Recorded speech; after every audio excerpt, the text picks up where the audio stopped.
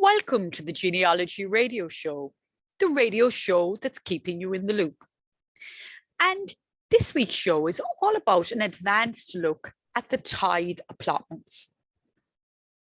The show airs out from Radio Corcabashkin in beautiful Kilkee and is repeated on a Sunday at 4 o'clock. Gives a lot of information on some of the things that family history researchers are looking at for family history.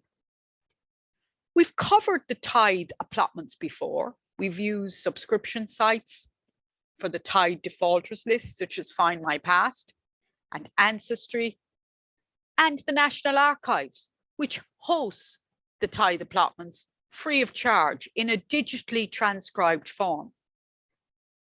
But we just want to give some advanced information on what's happening there with the Tithe applotments and so on.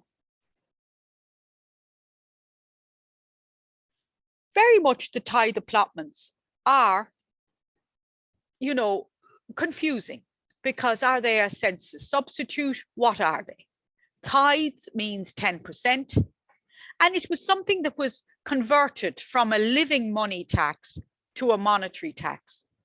It was widespread as a result that there were mandatory donations to sustain what was the minority church of the time, but it was the minority official church until 1829, until Catholic emancipation. Some of the background are that the 1689 Patriot Assembly tried to fix the problem by enacting bills mandating each member of each church to support their own clergy. The Anglican were also the landlord class, and they openly criticised the tithe allotment system and so on, which contended with rents for them as a tenant farmer's revenue. So it isn't really about religion, and it would be foolish to think that the tithe defaulters list was full of a big list of Catholics, because it isn't. In the 18th century, the House of Commons decided in 1736 to use all means to oppose the tithe allotments and, try and see how to include the things that could be charged a tithe on. The Reformation in the 16th century meant that the assets of the church were allocated by Henry VIII to this new established church, which gained speed from the 16th century. The tithe was 1/10 of the agricultural land levied for the support of the official state-established Church of Ireland and its clergymen.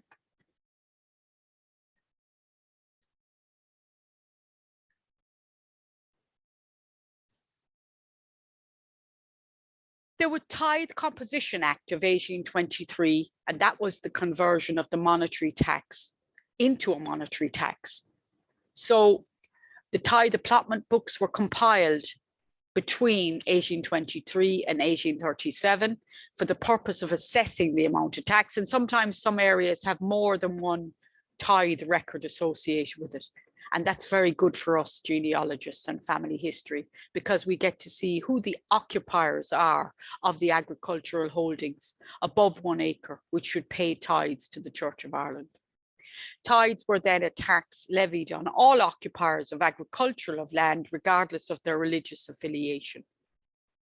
There were tithe wars. The payment of tithes was bitterly resented, particularly by Roman Catholic population, which also had to support its own priests. So 10% of your income is a lot of income.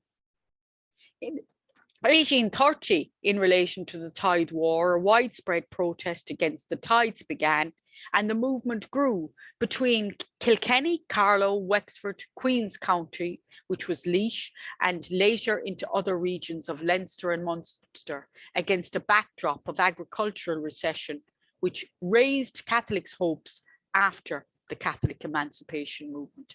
And it's really looking at the tithe allotments and who's on it that you can see, well, if they're not on it, are they being dispossessed of land? Or if they are on it, where are they on it after Griffith's evaluation? Do they emigrate, and so on? Emancipation for the mentioned Catholic emancipation was promised by William Pitt the Younger during the campaign of the Act of Union in 1801, and it was finally approved, in 1829. George III had refused to keep Pitt's promises, and it wasn't until 1829 that the Duke of Wellington government promoted and Parliament enacted the Roman Catholic Emancipation Act. And it's where we get a lot of information about Daniel O'Connell and so on. In 1831 to 1832, many people refused to pay tithes, and so began the Tithe War, which was fiercest in Leinster and Munster. The Clergy Relief Fund was established in 1832 under the recovery of tithes to help the assisted Church of Ireland clergy affected by non-payment of tithes. And the clergy made returns to the government of the names of people who refused to pay the tithes in order to receive compensation for unpaid tithes. Some of these returns survive in the forms of schedule recording the names of approximately 29,000 tithe defaulters and form part of the archives of the Office of the Chief Secretary. So there's also some outrage papers as well on that, and we've covered a show on that. The schedule listed the defaulter's address and the sum due, and some of the defaulter's landholding and occupation. So the records of the people who failed to pay the tithes were collected by the Church of Ireland clergy, and there are 1,061 pages of tithe defaulter names with a total of 29,000 names. We can see these on Find My Past. It's a one-of-a-kind record of these persons during the month of June, July, and August of 1832. And this was a particularly valuable source because the 1831 census was nearly totally obliterated in 1922. So sometimes we see a source like this, it's really worth looking at in relation to the context of what's going on as well. Details of clergy who applied for financial relief under the fund can be found in the Clergy Relief Fund of 1831, Tithe Defaulters by Suzanne C. Hartwick in the Irish Genealogists in 1990. So that's an interesting source. The Irish Genealogists is a great set of magazines and journals that can be, you can buy them in collection form and PDF form, and it's really useful to have for any family history researcher. Tithe applotments were introduced as a conciliatory solution under the Duke of Wellington, and it allowed priests and parishioners to arrange a set twice yearly payment instead of a disputed yearly valuation of crops. So this was an interesting aspect as well. And you could incorporate grassland as well as cultivated land. The Act overturned a 1735 exception. Half of all parishes had compounded by 1830. Composition became mandatory in 1832 as a result of new legislation. So we'll look at composition and compounding parishes as well to see what that means, because it definitely changes the landscape for a lot of our listeners' ancestors who emigrated in the 1830s and early 1840s. The Tithe Applotment books are an important source available at the National Archives of Ireland online. And please do look at the original. Don't just look at the transcription where there may names that are put in wrong. For example, in Laois, you have a Robert Ashworth and it should be Robert Crosby, because it was Robert Ashworth Godolphin Cosby, not two different names, not Godolphin Cosby, but actually, Ashworth Godolphin Cosby. And they're a vital source for historians in the present day because the majority of census records from the 1800s were destroyed. Shortly after 1861, paper withdrawn, recycled due to paper shortages after World War I, and all sorts of things are happening. And where the public records were stored, bombed during the Irish Civil War in 1922. So the 1821, 1831, 1841, 1851, so on. So lots of reasons why. And as of modern day, only a few censuses from 1821 from some countries remain before the 20. And actually, we have nearly a full one for Cavan in 1821. So important to have a look at that. So not all people who owed tithes paid them, either due to an inability or unwillingness. It can be seen in the document, the Tithe Defaulters List of 1831, what's going on. This document shows that there was a percentage of people not paying their tithes. On the site Find My Past, it's reported that for many districts, the percentage of those who were defaulters was often over 50%. So the list of defaulters doesn't even capture all the defaulters. The defaulter problem was so bad, it caused the church to set up the Clergy Relief Fund, and that would help parishes who experienced great amounts of lost revenue. The rise in defaulters coincides with the tithe war, and that gives, you know, a good account of what's happening in insurrection on the ground and so on. So very useful to be able to do this. Now I've been looking at Queen's County and seeing how that is set up, and there are some errors in the tithe allotments online in Queen's County, where there are erroneous names given to landlords that were documents that were taken from a person who wasn't even born. For Timahoe, Richard Ashworth Godolphin Cosby would have been a lot later on, and you know, he took over from his uncle, and that Thomas Cosby, and it's Thomas Cosby we're particularly interested in, and the tenants in Queen's County around this area, because there's an awful lot of insurrection with the Whitefeet, and we're looking at that. We're looking at a particular family history brief on that. And today we came across sources that could support this with the tithe allotments, because we see how limited the names are, but how populous the area is, because that'll show us that areas of consolidation were happening at this time. Land was being compounded, land was being cleared, people were emigrating a lot earlier than just with the outbreak of the famine, and this is testament to that. So we're looking a lot at the work of Terence Dunn, who has written a thesis and many interesting articles on the Whitefeet, Ribbon Boys, the insurrection that's happening. And for some of the other sources, we looked at the ballads and songs, which are mentioning the names and mentioning the type of rebellious characteristics that are happening in these areas and so on. So the tithe allotments give us a documentary source of what is happening. It gives us the names of the places as they were known in the tithe allotments at that time.